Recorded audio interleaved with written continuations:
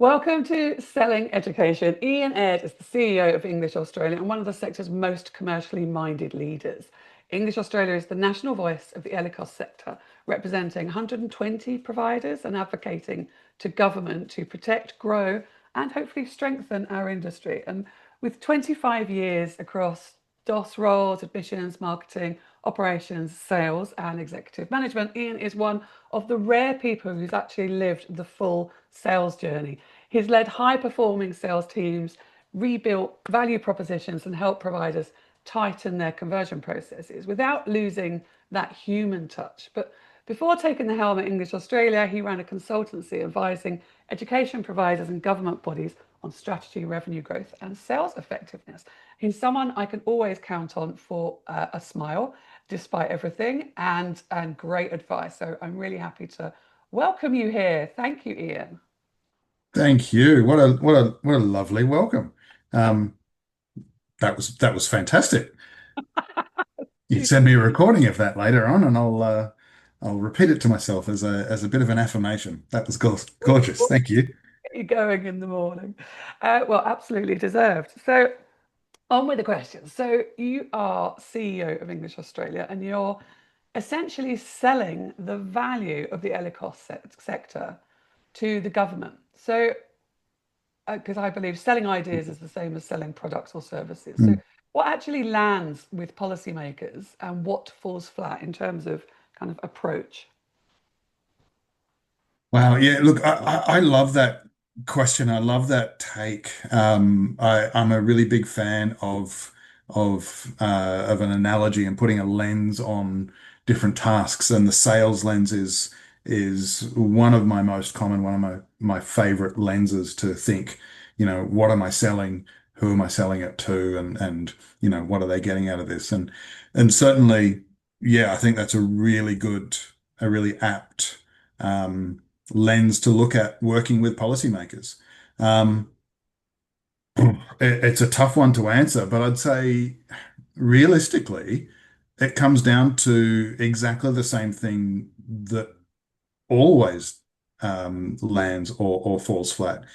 You're you're you're finding the tension for them. You're finding, the itch and you're selling them the scratcher, you know. It's just finding where that is that's the real challenge. But you're absolutely doing the same thing that you would always do. You've got some kind of offering and you're trying to match it to a problem that they need solved. Mm. Okay, and then what's the difference? Is there a difference between when you're at a provider negotiating with one of your agents and negotiating with that policymaker? Is it still the same? Find find the itch and sell them a scratcher, or because there were so many educators, so many providers, how did you do that? Is that different with policymakers? They've got lots of things vying for their attention as well. Um, yeah, look, I mean, I think I guess my point is that ultimately you're doing the same thing, but every single time is different because every single person is different. Um, and every single situation, there are so many contextual factors that you've got to be mindful of that makes them different. Obviously, a policymaker has a dramatically different set of interests and concerns and tensions that they have to try and deal with than an agent. And um, I think it's far more knowable in terms of dealing with an agent. If you're an education provider and you're dealing with an agent, it's far more knowable and somewhat predictable what their tension points are and what things they're going to want you to solve for them. Um, but I do think that there's a risk in that you take it for granted. Um, and I see that again and again in the way people sell when they're selling in a way that's fairly uniform, is they stop selling and they just start presenting because they've assumed what the itch is, they've assumed what tension is being held for this person and what problem they're going to solve. And I think that's always a dangerous thing that tends to lead to sales falling flat. And I think the same is certainly true with policymakers. They're a complex bunch, and so understanding what they need to address and what they're trying to achieve is really very, very challenging. They're far less forward than agents. Agents will generally tell you they're there because they want to do business. They're there because they want to solve that problem. Policymaker doesn't necessarily need you so much, it's a much harder journey to find from them what it is that they need, and sometimes it's uncovering it for both of you along the way. So, so I love that people have gone from selling to presenting. I don't know that they ever Mm. started with selling in some cases, but that's I think you're absolutely right there. so, what is that something they should cut immediately and do something else? What should they do instead of just presenting their ideas and selling is what they think they are doing? What should they do instead? Um, I I fundamentally believe that selling is not presenting. Um, Websites present, brochures present, great. Go and have a look at them. Selling is understanding, it's listening, and then it's picking the bits and that actually fit, and helping those come through and help making sure that they do, or it's finding out that they don't fit and moving on, Hmm. um, or it's adjusting them so that they do, depending on what you're selling and how you're selling and so on. The selling process can very much be a negotiation of what value am I going to bring to you? What's it worth to you? And let's build that as we go. So it depends whether or not you're selling a week of English language courses. You're selling a new contract, or whether you're selling a more bespoke service. It really comes down to what you're selling. But um, I would say that presenting isn't selling at all. It's just not. It's a whole different thing. Um, and while some people rail at the whole thing, I think that's the difference between marketing and sales. Marketing is putting out a message and saying this is what we're doing and so on. Um, Sales is where the rubber hits the road and you actually go, okay, well, and it's an iterative process, I think, if done well, where the sales feeds back to the marketing to say, no, you're pitching wrong. Pitch this instead. This is what is needed, and this is the problem that these people are facing, not that, not what we've got on our collateral or our, whatever.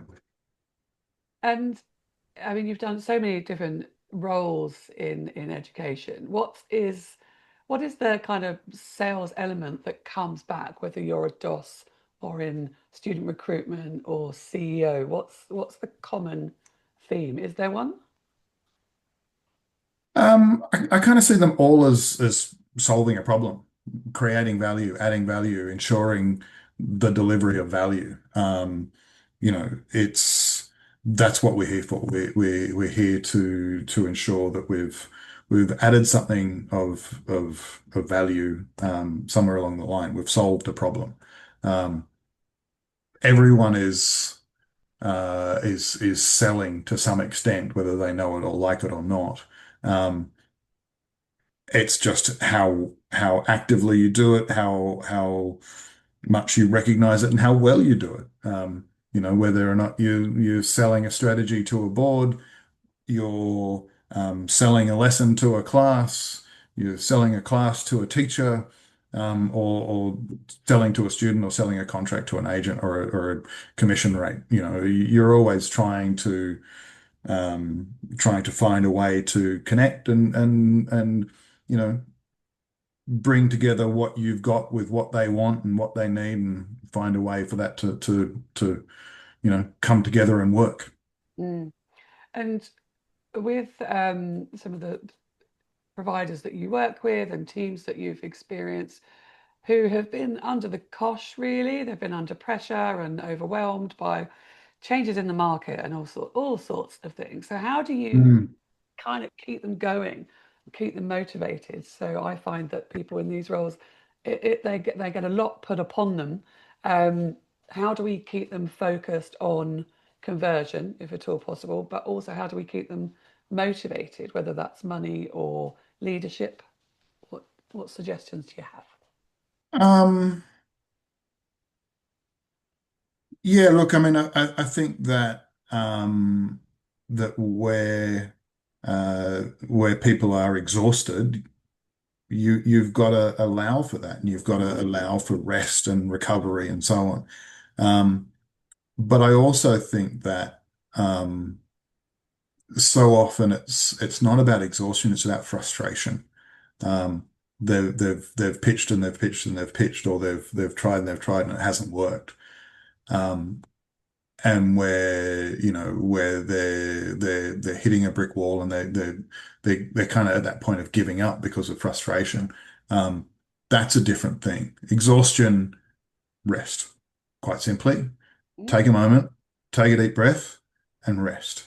Um, where you're hitting a brick wall and where you're frustrated and it's not working, then I think you're at risk of possibly looking at it just the wrong way.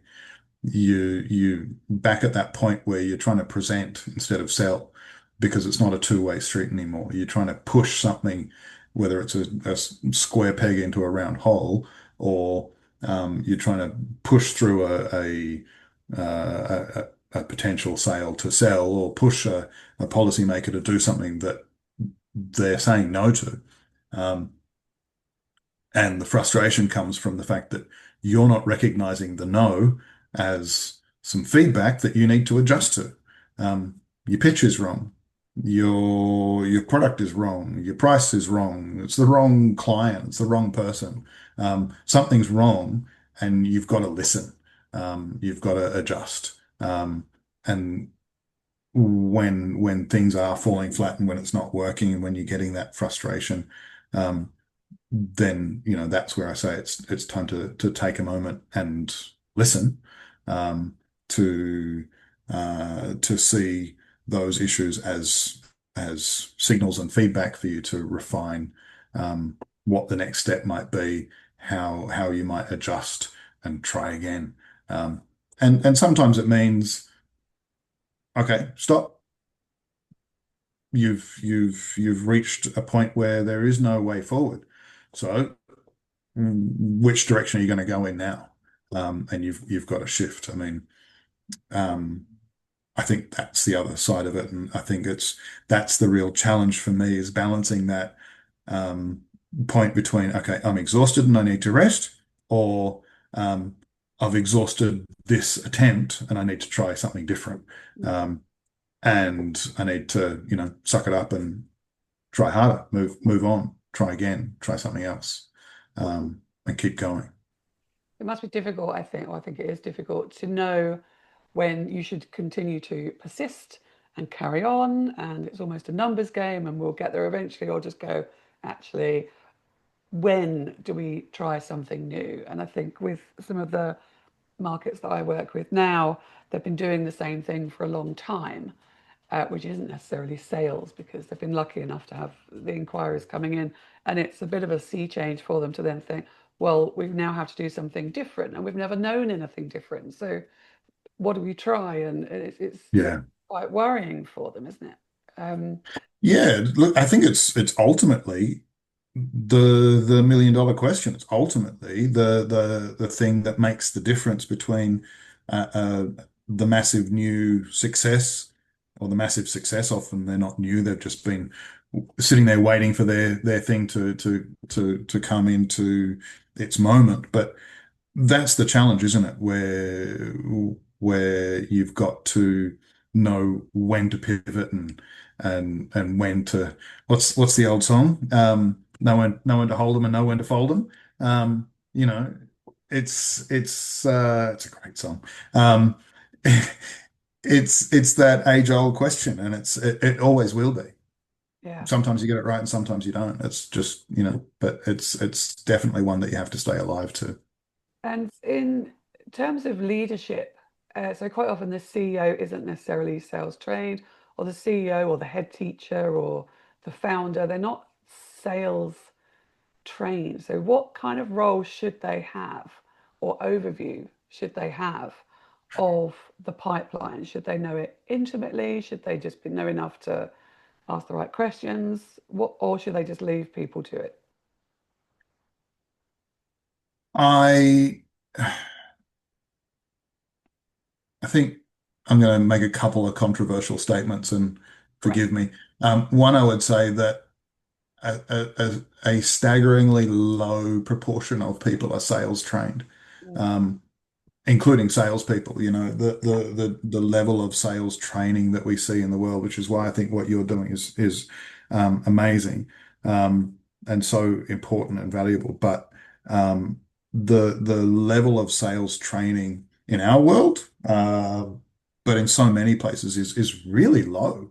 Um, I'm constantly stunned because I mean we're constantly faced with sales people and sales situations which really aren't. Um, and I'm just constantly stunned at how bad the vast proportion of them are. Um, and just once in a while, you get someone who has some genuine craft, and it like people say they don't like sales. I'm sorry, but they do. They've just rarely seen it. When you see good sales, it's just great. It's so good. It's it's someone who actually listens to you, who makes sure they understand you, and then who presents you with a solution to that. That's good sales. Mm. Now, if you don't like that, then I don't know what you actually do like, because who doesn't want their problem solved for them by someone who genuinely listens to them? But that's what a well-trained salesperson can do. Um, but so often people go, oh, I hate sales and I don't like sales and so on. And it's really down to, I don't like people trying to shove something down my throat. Well, that's not sales. That's presenting. That's someone sort of, you know, trying to force something on you. They're not selling to you. They're just, pitching something at you blindly. I So that would agree. be the first side of it. The second side of it would be, if the CEO can't sell, then they shouldn't be a CEO of the company. Because what are you doing? If you're not leading the company forward, if you're not the salesperson of the company, selling it to investors or selling it to the shareholders or selling it to the staff, what's your job? Mm. If you're Well, not the number one advocate for your company and the value that it produces, then you probably shouldn't be the CEO of that company. mm, Um, and I know that that might be a little bit controversial, but I don't think I can't see a situation where someone who can't advocate really well for the value that their company produces should be leading that company. How do you motivate the staff? How do you have direction? How do you see vision? How do you convince investors to invest with you if you don't believe in and you can't sell that company? And I don't mean, you know, the CEO of Apple should be, selling phones, but they should have serious sales chops to be able to pitch the business. mm. Um, and, I mean, I don't want to get on the, Steve Jobs was, the sales messiah or anything kind of pitch, but that was something that he was amazing at. He was great at pitching that company to the right people in the right way, you know. And that's an example of a CEO selling. It's not, he wasn't out there selling the phone in the shop, um, but he was very much selling that company. Mm. And in schools, so kind of K-12, secondary, and in fact universities and language schools as well, the CEOs and the leaders there, they are still, well, let's go back to head teachers and university leads. Are they CEOs as well, or is that just giving them an extra job to do? Where does that ultimate responsibility for the vision and the selling of the company, if you like, the school, where does that lie, do you think? Yeah, look, that's a really tough one. I think different organizations have really complex structures and so on. But there certainly needs to be someone or someones, if there's a a plurality of the people at the top, um, who are pitching the organization. Um, I was at a university in Australia in our capital city recently, and had the good fortune to speak to the Vice Chancellor, um, and um, spoke to him for about 25 minutes, and wow, did he sell. He was an amazing advocate for that university. Um, and I again, I certainly don't think that that's the case for all of them, but certainly was with him, and it really struck me how well he could pitch the business, how much he believed. Well, I shouldn't say the business, the organization, how much he believed in it, how much he framed what it could be to students and to the staff. And he was speaking to a very small group at one point of students and staff, and that was really clear. So certainly it can be that most senior person, but yeah, different organizations have different levels of complexities, and I can't really speak to all of them, but Mm, certainly I do think that someone needs to lead that vision and that the culture, the thing that brings you together as an organization. mm. Um, just going off piste a little bit, just about Australian ELICOS. Mm.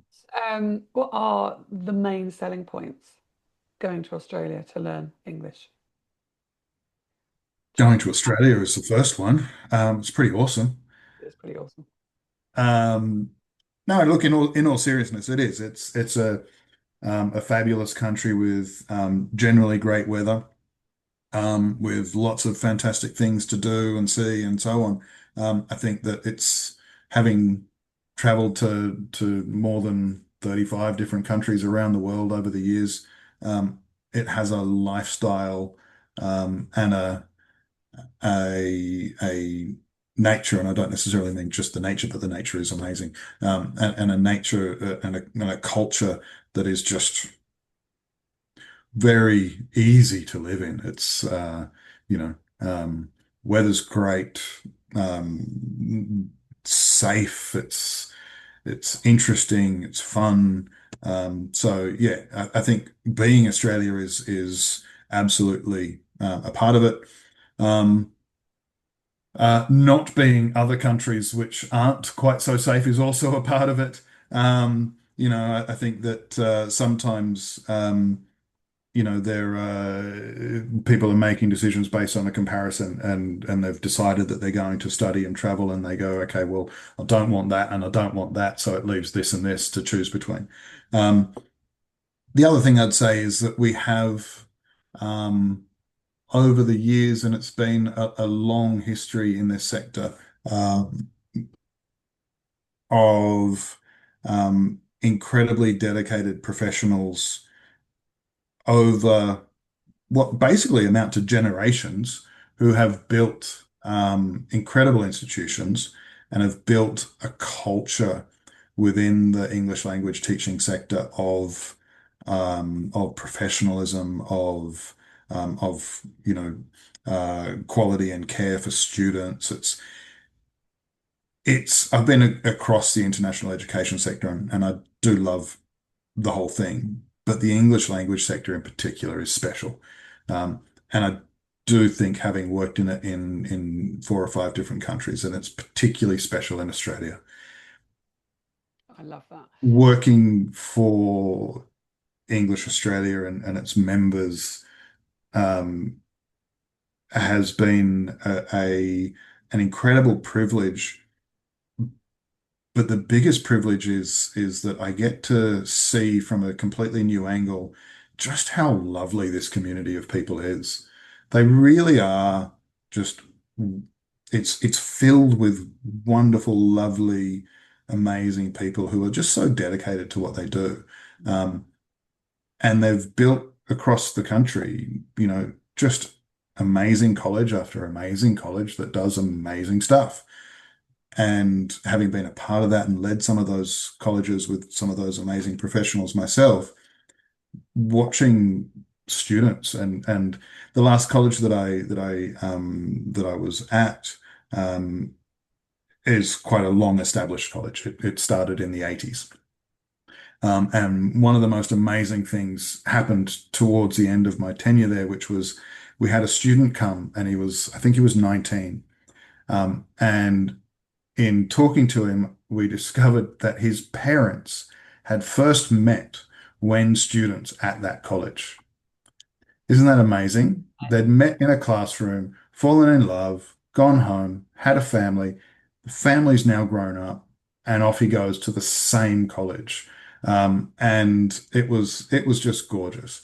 And that's the sort of thing that, you see the stories um, grow and develop, but you just see these students living these amazing dreams and this amazing experience. And I think that it speaks to the quality. And I know this happens around the world, but Australia obviously being very close to my heart, I think that we do a really good job of delivering on that. And I think that's wonderful. You do, and the sector over there has always been held in high regard by all other countries, and their associations all respect English Australia, and you lead the four, so that's wonderful to see. And I've got to say on that, I've always said to my co-director Scott Wade, study travel, we should have a study travel love section. There are so many stories of love, whether that's people marrying and meeting or whatever else, but also the things that international education does for the world. We need more of that. I'm concerned it's Yeah, slowing down, but that experience of working, learning alongside other cultures, we need absolutely more of that to avoid the way that we. absolutely. And I mean, you talk about how do you pitch to a policymaker, and that's often very much it, particularly with ELICOS in Australia, is saying, do you know how many people go home to their home country as young, soon to become professionals and so on, with this lifelong love of our country Mm. because of the experience that we gave them here in the ELICOS sector, because we do such a damn good job at what we do that they will remember and love their experience here for the rest of their lives. It'll influence them, it'll influence the choices that they make. That kind of soft diplomatic power is incredible. And that's often, the core of differentiating ELICOS from, say, a degree, which, degrees are an amazing experience, don't get me wrong. Um, but they often don't have that intensity of experience that they do in an English language classroom where they're in with a tight knit community. It hits them at that younger point. It's a more formative thing. They're learning how to communicate, not just some knowledge, not just a skill or something, but they're learning how to communicate, and how we communicate is who we are. And so it's such an embodied thing that they get from it. It's wonderful. And that's interesting as well. So how we communicate is who we are. I love that. But I find Mm. that when the student recruiters, the admissions people, the salespeople are presenting, I think they lose a bit of who they are in that when they're just presenting their college, they lose their own authenticity. It's in the Mm. questioning and the discovery and all of that to know how to position or if they're right or not right. I think you can be more authentic if you use those words, Yeah, having the confidence yeah. to do that, maybe. Yeah, no, I completely agree. And I know that there are a lot of pressures that push them in that direction. And very often it's the training they get. I remember the training I got was awful. It was exactly what not to do. And I was fortunate enough to have come from a bit of a sales and marketing background, and was fortunate enough to be the 1970s kid who didn't grow up in a wealthy family. So it was, if you wanted something, go out and earn some money and get it. And so, my first sales work was as a I think it was about I don't know, it would have been about 12 or something like that, when a mate of mine and I went around the neighborhood selling ourselves as handymen and gardeners and car washers and stuff like that, just by knocking on the door. And so you sort of learn pretty quickly how to sell when you go not having something to sell, but except for what you could do. Um, and so I had that background. But yeah, I remember the first pitch I did to an agent, um, with someone along with me coaching me. Um, and oh God, it was woeful. It was exactly what not to do. Work through the brochure from front to back, Oh, and tell them all about the school and so on. And I did it once, and hated the whole process. And yeah, would just that would be the last thing that you should be doing. But yeah, no. So I certainly understand that a lot of people in that sales marketing role um, don't get the training that they need. And so often it falls to schools are often reasonably small and they don't have a sales professional. They it often falls to the CEO or something to train those new staff, or to manage them, and then recognize that they need some training. And if they haven't had any themselves, then we get this vicious cycle where we go in a circle. Um, but I think that it's one of those challenges that, and I I think that people do break through it sometimes, but often they don't. Often they spend a long time just you know presenting the features of their product, doing what and they've it's always done. painful. Mm. And I think the leaders, you're saying, recognize that training is needed in whatever field, but obviously sales specifically here, they don't know what they don't know, and quite often they think it is marketing. And I find Mm. that marketeers often think that sales is kind of like marketing, so how hard can it be? And I think you just don't know what you don't know. It's like me assuming I know everything about social media marketing because I post Yeah. so, and it's like I gather there is a lot more to it than I know. Yeah, yeah, yeah. I think that's exactly right. You don't know what you don't know, and I think that the issue with that is a lack of imagination in those leaders, where they go, okay, so sales aren't going as well as they should be, therefore you need to do more of it. As opposed to, you need to do it better. You need to learn how to do it better. You need to, and I think that um, sales as a profession um, has done really badly in terms of selling itself. You get the sales experts who pitch this newfangled method or this newfangled method or whatever it might be, um, and the lack of attention to it being a craft where, it's a set of skills that you develop and refine um, and I mean, when you think about a craft, you get this instant concept of that there are physical skills that you've got to develop. Mhm. You've got to learn knowledge and you've got to learn technique and so on. But so often we forget to apply that to other things. And certainly for me, that's true of teaching. It's a craft. You've got there are physical aspects to it, there are mental aspects to it, but you've got skills that you develop and you refine. And we seem to have in the English language sector recognized that really well. And certainly a big part of what English Australia does is provide, you know, professional development for teaching and refining that. And we see that as the real, you know, value delivery of a program that, if you can be better at teaching and you refine your teaching techniques, then it's going to be a more valuable process. And that's certainly true and valuable. Um, but I think it's unfortunate that we haven't applied that same mindset to sales.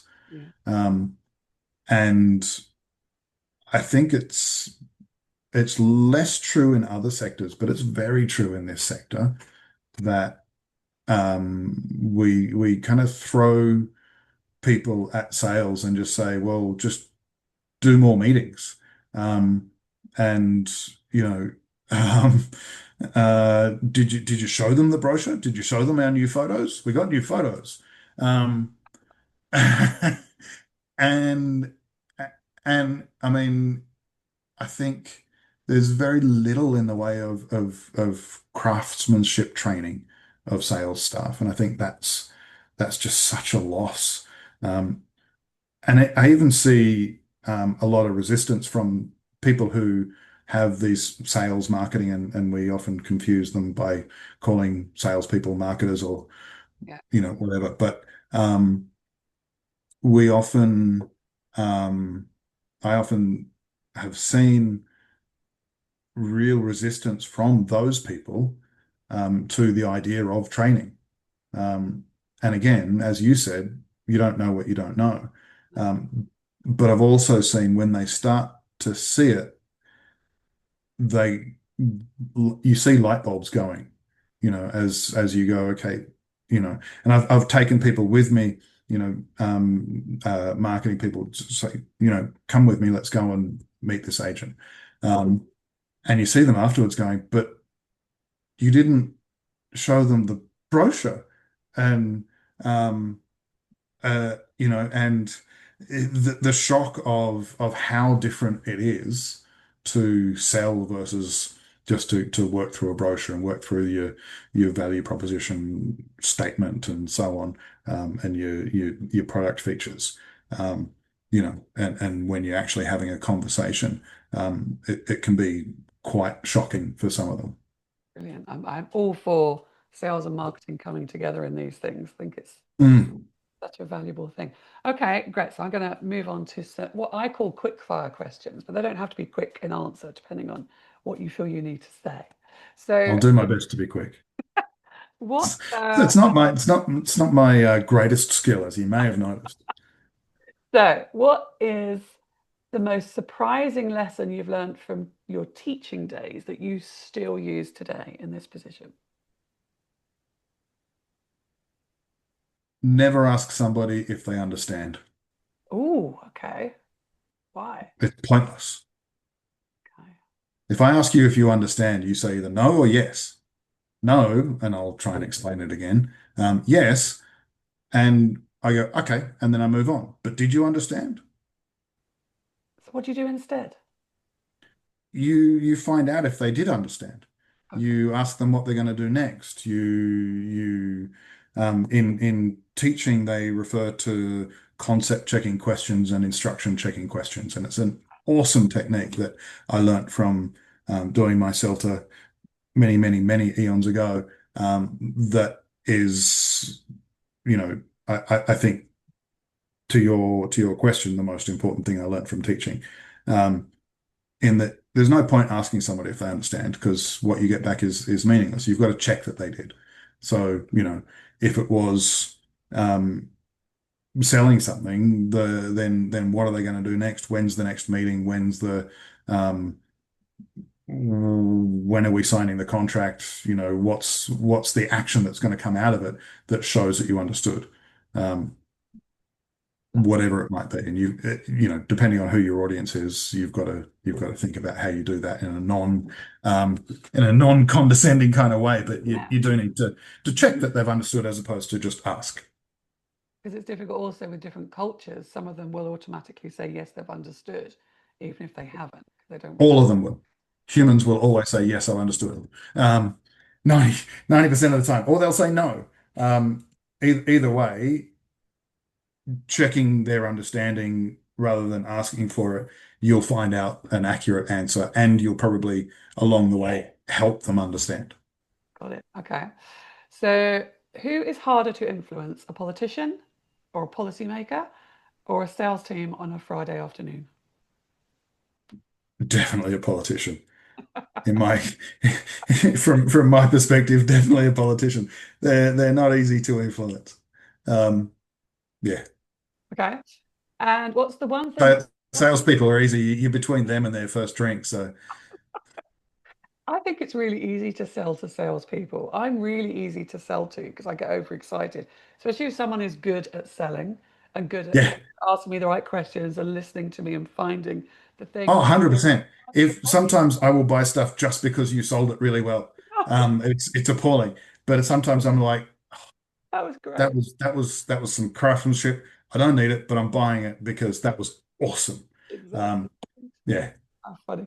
Um, and the sector's changing, of course. What's one thing that you think will look completely different in 5 years' time? Uh, I'd like to say I'd like to say the nexus between immigration and student travel. Um, I think it may, not necessarily in a good way, but I'd like to say that. I'm sure it'll be some technological thing that we don't even know about. Um, Yeah, Next generation AI something. Yeah, I don't have my crystal ball on today, I'm afraid. that's all right. Well, in terms of AI, do you think that that is going to reduce the number of people traveling to learn a language, or do you think that traveling to learn a language will become more in demand and kind of more premium because it's more experiential? Do you think? Um, Look, I think that's one thing that everyone's afraid of, and we're always afraid of the unknown and the new thing. I think we're all terrified of computers when they came out, Mm. or thinking that they were going to end all work. And I don't think AI will be significantly different, other than being more extreme. Um, I think that will it impact? Sure, absolutely. Just like online learning has. But we've had the internet for a while now. There's some pretty good apps on there for learning languages that do a pretty good job. Um, don't think numbers have reduced because of that. And I think that's what we said when those things started to happen. Mm. Um, and I've heard more recently about, we're going to get the babblefish, the thing that you stick in your ear or the chip in the back of your head that will translate all languages for you.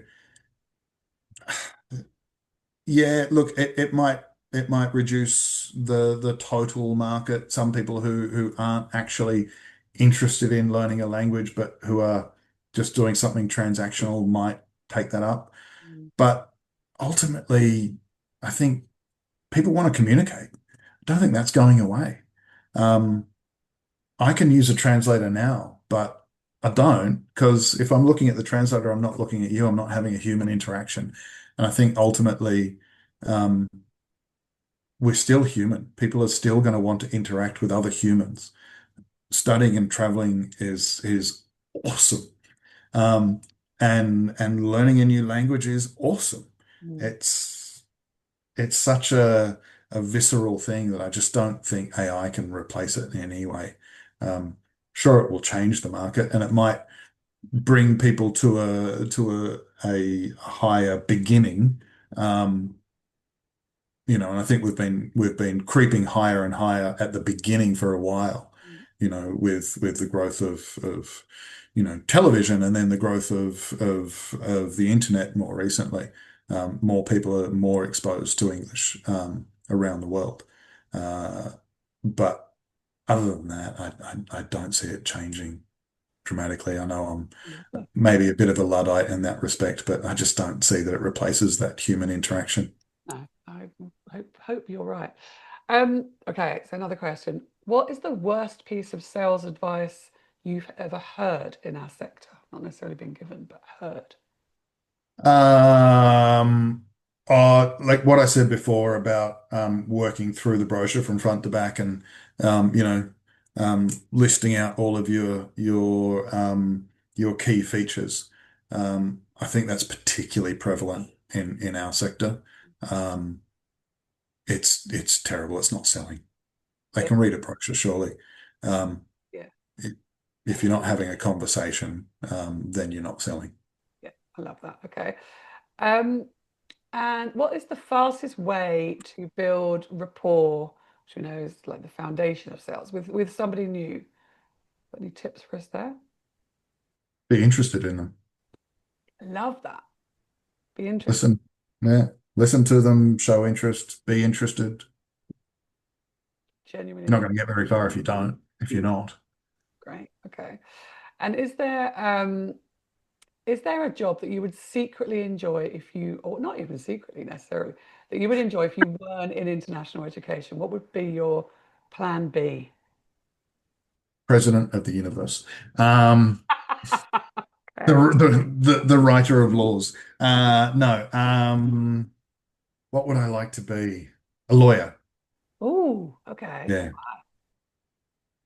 Why? Yeah. I like puzzles. I like the complexity. Um, I like the problem solving. I like the advocacy for a for a position.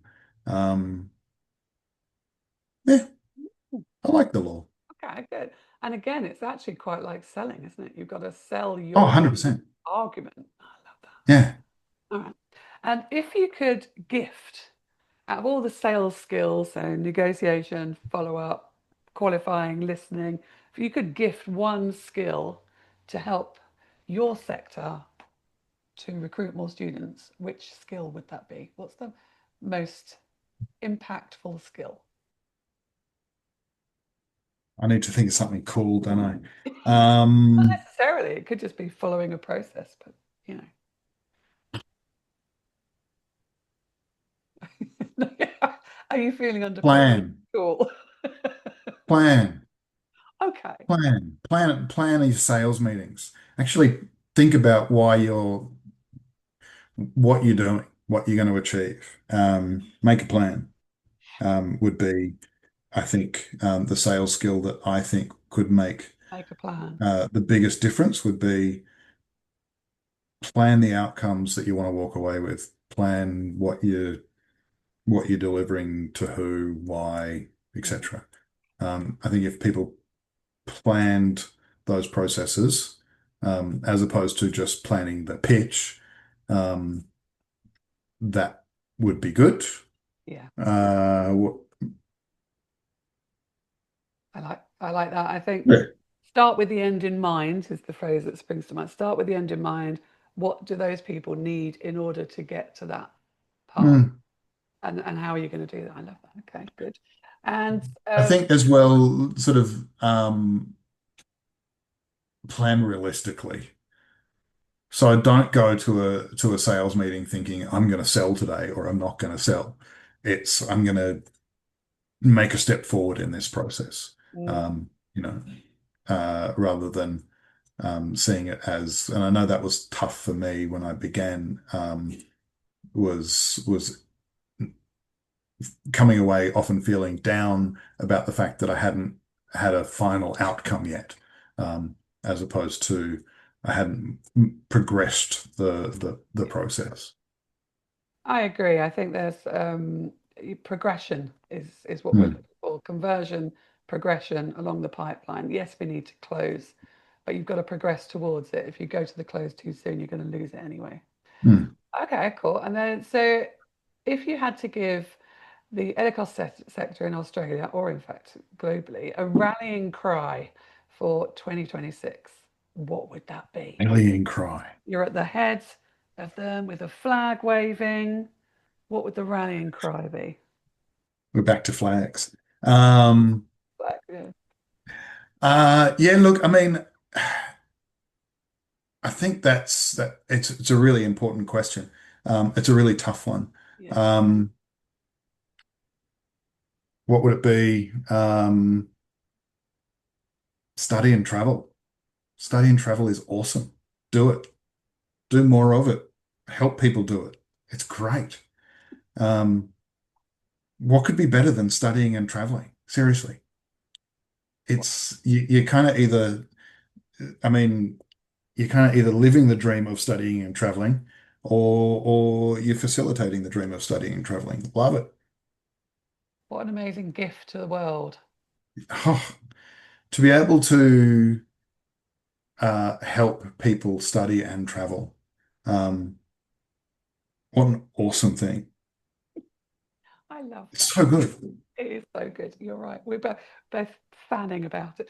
Okay, great. Thank you. And if so, if people want to get hold of you or get in touch with you or learn more about English Australia, what should they do? What's the best method to get in touch? I'm on LinkedIn. Okay. Would probably be the easiest answer. I won't read out my phone number on the recording. But yeah, I'm on LinkedIn. Easy to find there, I think. Um, we have a website at English Australia that has a lot of information that is very soon to be replaced by a new snazzy website that we're very much looking forward to. We're a month or two shy of that rolling out, and I'm looking forward to a meeting that I have next week to see how it's all been implemented. So soon. That information will be a lot more accessible. Lovely. So probably by the time this comes out, this will be live. So that's englishaustralia.com.au. Is that right? Correct. Exciting. Well, that's the exciting thing. Doing a new website's always really exciting. So congratulations on that. It is. And Yeah. thank you so much for joining me and sharing your pearls of wisdom and thoughts on the sector. I really appreciate you taking the time and energy to chat with me on selling education today. Thank you. My pleasure. My absolute pleasure. It's always lovely to have a chat with you. And thank you for inviting me. Um, it's a wonderful thing that we do. We are incredibly fortunate working in this sector. Um, as to sales, if you can't sell studying and traveling, um, you know, you're doing something wrong. But it's a great thing to be able to do. Mm. Um, mm. I feel all fired up for the day yet. Thank you very much. Take care. Bye bye. You too. Cheers. Bye.